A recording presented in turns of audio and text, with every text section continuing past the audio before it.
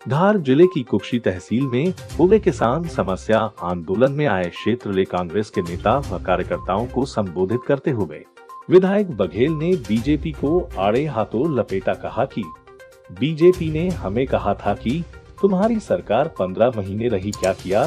मैं पूछना चाहता हूँ कि तुम्हारी सरकार अभी 25 महीने से है, तुमने डूब प्रभावितों और किसानों के लिए क्या किया? खूब चला आरोप प्रत्यारोप का दौर व्हाट्सएप फेसबुक पर खेल रहे हैं।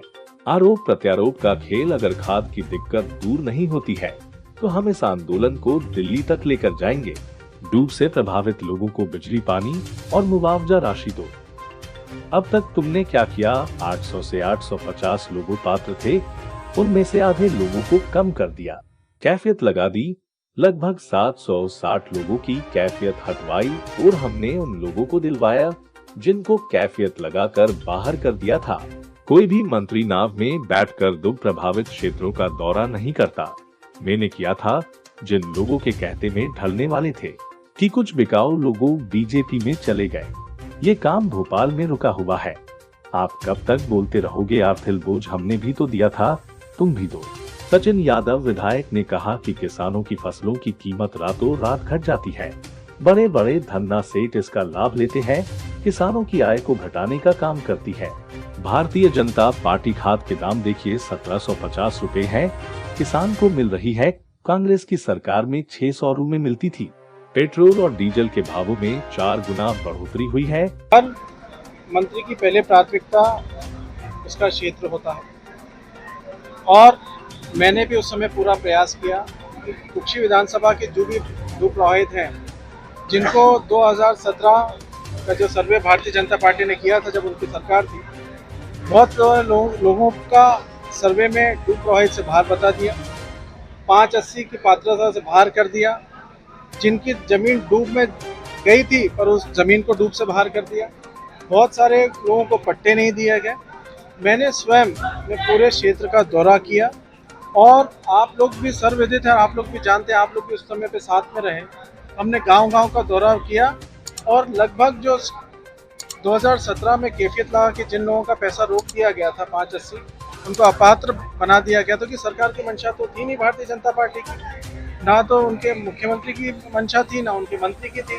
मुख्यमंत्री ने तो कभी डूब प्रभावित क्षेत्र का दौरा किया नहीं, मंत्री कभी आए नहीं और जो आंदोलनकारी थे जिन्होंने वो मांग करी उन पे 307 की कायमी करवाई। तो मैंने जो कैफियत थी लगभग 850 के करीब जो पात्र लोग थे उनको कैफियत की उनकी वापस जांच करवाई, दल गठित किया और ऐसे लोगों को दल में गठित रखा कि जो मानवीय दृष्टिकोण को देखें, लोगों की परेशानी को समझे और सच्चाई का साथ दें और आवश्यकता जो व्यक्ति की है और जो वाकई में जो प्रभावित है उनको लाभ मिले। तो लगभग 750 के आसपास लोगों की कैफियत हटी, उनको राशि डली।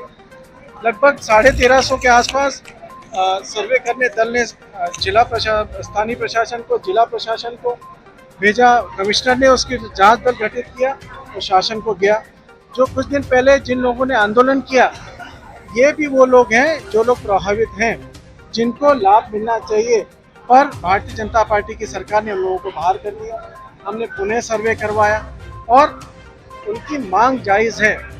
अगर इतना बड़ा पुल बना है और शासन ने किसके लिए पुल बनाया? आम जनता के लिए, डूब प्रभावितों की सुविधा के लिए। और अगर आज की स्थिति में डूब प्रभावित तो जनता ही परेशान है तो कहीं ना कहीं प्रश्न खड़ा करती है और सरकार के प्रति जो भी सरकार में है, तो हम तो उनकी लड़ाई में उनके साथ हैं। पर सरकार जनता ने 5 सालों के लिए चुनी थी, 15 महीने हमको मिले, 12 महीने में हम 3 महीने आचार संहिता के थे और 12 महीने में हमारी सरकार चली गई। तो 5 साल हमारी सरकार रहती तो जो भी डूब प्रभावितों की अन्य समस्या थी वो पूरी की पूरी में हल कर देता। कमलनाथ जी पूरी तरीके से हल करते।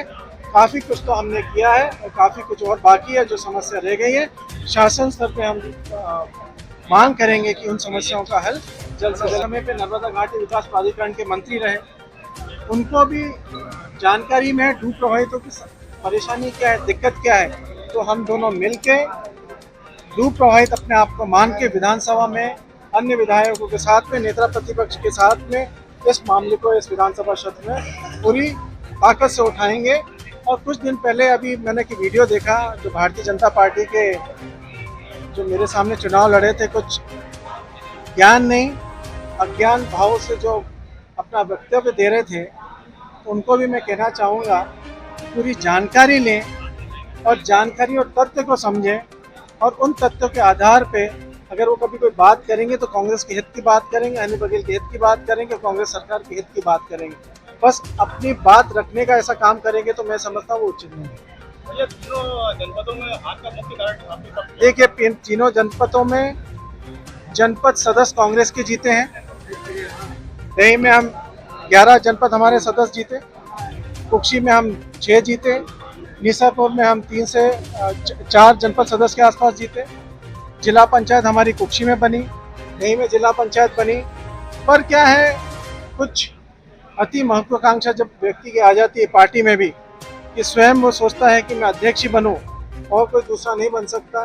तो जब ऐसा कुछ हुआ तो कुछ लोग जब हमारे दल में थे तो दूसरे में दल में जाके अध्यक्ष बन गए, पर है तो कांग्रेस ही नहीं, कांग्रेस की विचारधारा के है ना। तो कांग्रेस की विचारधारा के लोग अगर वहाँ गए हैं तो कांग्रेसी लोगों का काम करेंगे, कांग्रेस की विचारधारा को आगे बनाएंगे, मुझे पूरा विश्वास है। सर, इस आंदोलन को भाजपा नेता द्वारा दुगला आंदोलन बताया, क्या कहेंगे? देखिए, हनी बघेल जब भी जो आंदोलन करता है, भारतीय जनता पार्टी को कुछ दिन के लिए काम मिल जाता है। अब अधिकारियों के पीछे दौड़ रहे हैं, सोसाइटी में दौड़ रहे हैं, तो अब तो 12 महीने बाकी हैं। 12 महीने के लिए भाजपा के लोगों को काम सौंपूंगा मैं आंदोलन की घोषणा करूंगा और घर घर जाके हाथ पैर जोड़ेंगे। उनको खाद लेने के लिए लगभग 50-50 किलोमीटर दूर से कुक्षी आकर के यहाँ से खाद ले जाना पड़ता। मैं समझता हूँ कि ये कहीं ना कहीं जो शासन प्रशासन है उनकी लापरवाही है। उस लापरवाही के कारण पहले ही हमारा जो किसान साथी है, इस भारतीय जनता पार्टी की सरकार में जो महंगा खाद लेने के उसको लेना पड़ रहा है। जो कांग्रेस शासनकाल में 700 रुपये का जो पोटाश खाद आता था, आज भारतीय जनता पार्टी की शासनकाल में 1700 रुपये बोरी का खाद मिल रहा है।